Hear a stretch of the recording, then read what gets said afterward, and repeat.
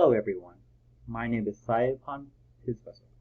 I am in Team Bigby 733 and I'm here to discuss the capstone dashboard that my team was able to put together on the Tableau assignment for GEB 4890. My responsibility was R&D, Research and Development in Capstone.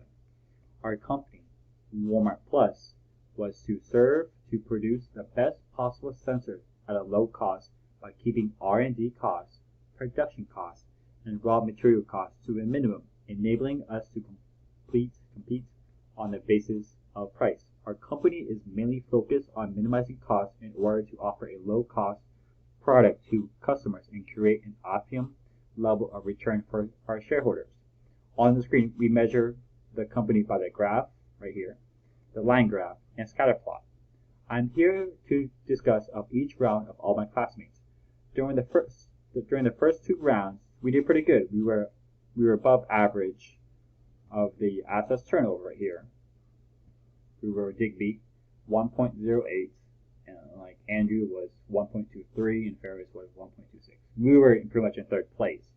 Then like our sales was pretty much decent also too. Like I said, we were in third place. But like the first two rounds, we did okay and all. Like I said, right here, our sales was 142 million.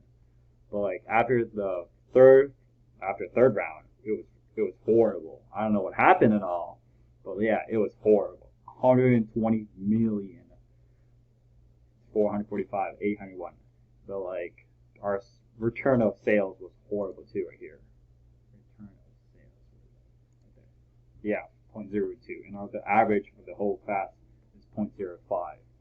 I believe that we were pretty much we're not producing enough maybe, or having too much inventory.